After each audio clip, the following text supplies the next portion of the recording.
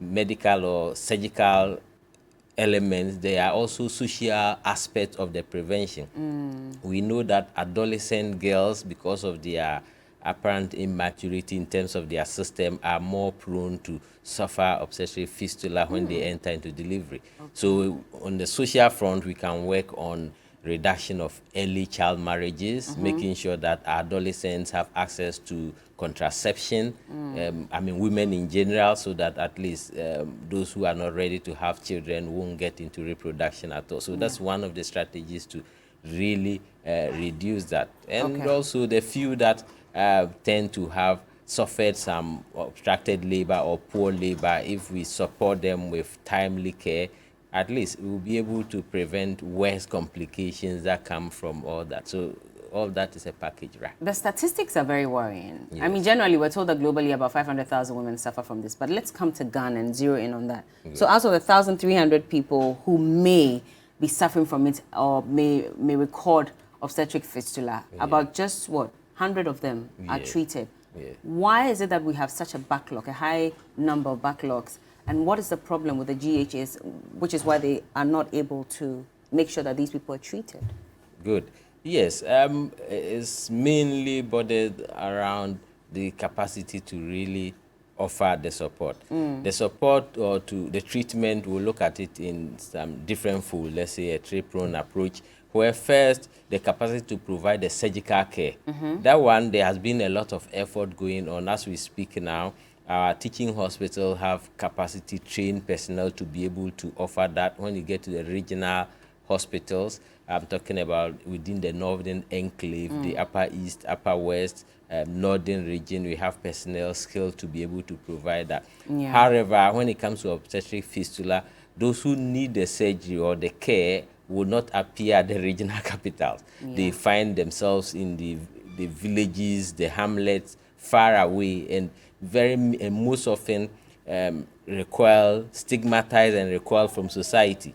So the major challenge has been identifying them and then bringing them to care. So if our doctors are in the hospital waiting that fistula patients will walk in and come and receive care, that usually doesn't happen. So we need community workers. Efforts have been made to get the CHIPS compound, community home visit volunteers all into the campaign to identify potential fistula victims and link them to care. But that bit of it has been the major challenge, because if you come now, you land in Tamale or let's say that you want to operate fistula, you might spend 1 week and will not find the fistula cases because they won't be working there labeled as fistula. Well, yet, also because maybe they don't know that that's what they're suffering from? Fantastic. So that is the other drive. How many of them know that there is something called fistula? They could be suffering it and they do not know, or might not know that there are interventions to address it, or they think their solutions are beyond any cure and might require so much money that they do not have. Remember that when they suffer fistula, they lose their livelihood. Most of them, let's say pito brewing, which is one common practice in the north, they are unable to do that and they don't have any means of sustenance. As a result, they won't attempt to go anywhere to find any help. They stay within, some would say in inverted commerce, in their one corner, and that will be suffer the consequences. So in all this drive, what we're trying to do is create awareness, get people to support us, and it could be anybody at all, the community at large, even the telcos, to spread the news, get people to understand that there is support available, there is capacity, and then see how we can link people to care and offer them the best of services. Dr. Chen, so if that's the case, if you look at the theme for this year, it says that 20 years on progress, but not enough. Act now to end fistula by 2030. So we have clear-cut timelines as to when we want to end it. But you've been running this, the UNFPA has been running this for 20 years. What has been your campaign message and direction, and what is going to change looking at the theme that we're running with this year? Thank you. Our campaign has been centered around 4 pillars. One is, of course, the prevention that Dr. Kofi has talked about in terms of how do we prevent fistula from occurring in the population, and targeted issues around ending child marriage, targeted issues around building midwifery workforce so that there are skilled midwives attending to every birth to reduce the risk of the complication development, action around ending early pregnancies or teenage pregnancies, as you said it. Yeah. So that's really on the prevention side of it.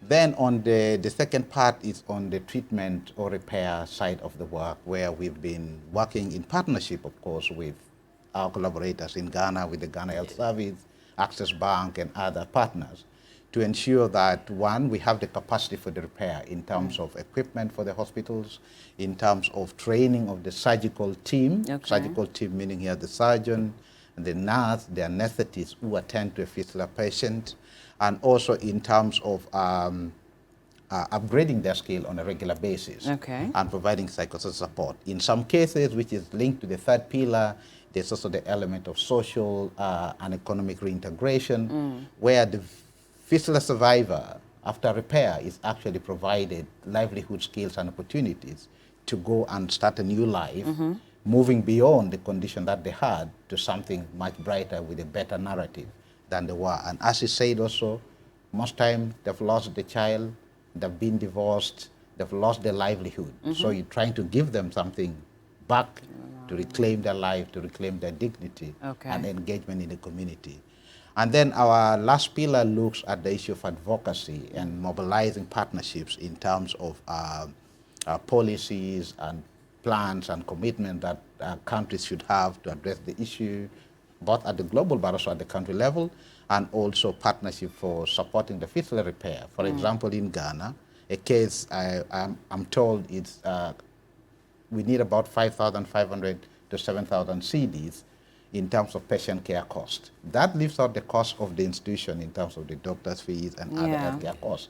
Because most times these women are too poor to afford to even reach the facility. Even if you identify them, they don't have the means to come to. So helping them to move from rural areas to be taken care of during the 2 weeks of care all requires some little support to facilitate that action. And again, we are glad that some partners have been able to come forward and step in to provide this kind of support. So those have really been the goal of the campaign. Now, narrowing it to this year and the agenda to 2030, first, as I said, the UN in 2022, the member states came up with a resolution to accelerate action on ending fistula. Now, from our point of view, this called for a rather ambitious partnership that brings every player on the table to put their perspective to support the action. We need people to mobilize the community and create awareness and refer the cases to facility. We need those who can support the patient care cost so that they can come and get care. We also understand the failure rate is about 20% for those who are repaired. So 20% fail. So we also need to ensure that perhaps the skills and competencies are enhanced to improve the quality, but also the nutritional status of those which fail. Sometimes also it's because of the nutritional status. So the healing takes longer or fails to really graft in. So they also need some nutritional support to be able to heal properly. So we need those who work in those areas to provide some of the support. And of course, Ghana Health Service to expand the sites, especially in the area which are quite prevalent with fistula, have the services available, if possible, on routine basis. So that we can be able to clear the cases as they come. Interesting. And I'm sure that as we move along, we'll talk a lot more about this. But I would want to take your final words from you in terms of advice to women out there, to everybody, beyond just coming on board to help resolve this matter. What else would you say to the general public, Dr. Fofi? Yeah, for me, I think it's straight. Skill delivery or delivery within the hospital confinement has shown to be very effective in preventing obstetric fistula. So we're saying that we have health facilities across all countries. We've extended a midwifery coverage from even health centers up to the CHIPS compound. So wherever you are within this country, there's always a facility that can offer skill delivery, not more than 2 hours from you. And then we are striving to even reduce the traveling time as much as possible. We encourage people to do well to attend antenatal, go through the process, deliver in the hospital so that we can prevent obstetric fistula. At the end, they'll have their bouncing babies and we all enjoy from that experience. Definitely. Dr. Shan, in 10 seconds as well, what would you say? On the community side, end child marriage, Okay. end teen pregnancy.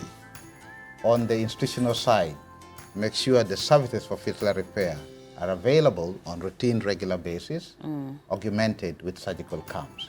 Definitely. On the partner side, come in, lend a hand to give hope and restore life and livelihood to women Come in, who suffer. lend a hand, and end child marriage and teenage pregnancy. Thank you so much. Dr. Wilfred Ochan is the country representative for the UNFPA, and Dr. Chris Fofie is the head of Safe Motherhood for the Safe Motherhood Program Family Health Division at the Ghana Health Service. Thank you so much, gentlemen, for joining us. And I'm sure you've learned one or two about obstetric fistula. Go ahead and propagate the message, and let's ensure that as many women have safe deliveries first of all, and if they happen to have to undergo treatment, we help them find the best place to get treated. Thank you.